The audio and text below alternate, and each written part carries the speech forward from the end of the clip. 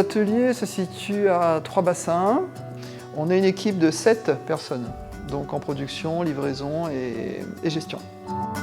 Oui, là on est dans l'huilerie, donc c'est le début du pressage de la journée et on va presser du colza.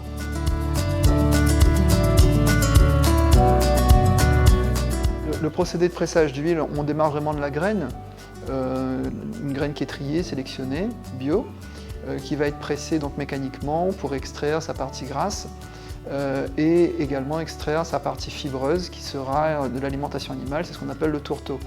On garantit à la sortie toutes les qualités organoleptiques, goût, odeur, conservation et puis surtout les qualités nutritionnelles qui sont beaucoup plus respectées dans un pressage à froid. C'était vraiment le projet, c'était d'amener des huiles de haute qualité, vraiment fraîches à la table des réunionnais. Mais par exemple, un huile colza ce matin, c'est vrai que c'est une huile que j'affectionne particulièrement pour les assaisonnements et la cuisson. C'était plus une conviction qu'on a eue avec ma femme de se dire il serait intéressant et important pour la Réunion dans les générations à venir de proposer plus de végétal, plus de bio et plus de circuits courts.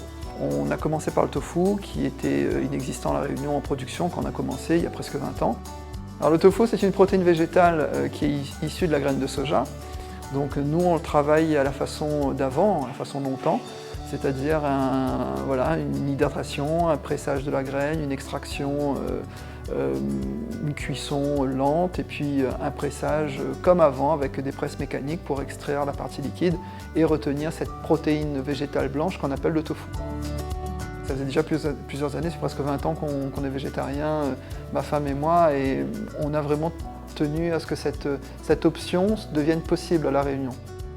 Comment la rendre possible? C'est en proposant une offre et en mettant à disponibilité des produits de qualité bio et sains dans le marché local.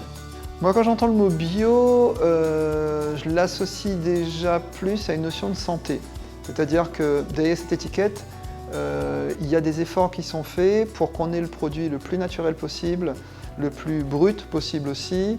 C'est vraiment comme ça qu'on le conçoit et c'est comme ça qu'on travaille et qu'on essaie de concevoir notre gamme de produits aussi.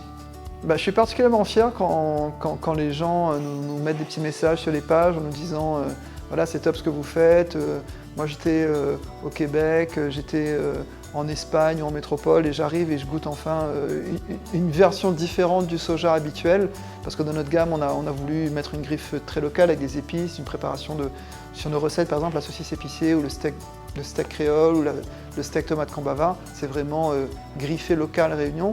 Et ce qui me fait vraiment plaisir, c'est de voir qu'on a une vraie différence sur une échelle internationale et qu'on a notre place, que la Réunion a sa place aussi sur l'idée d'une alimentation saine et créole.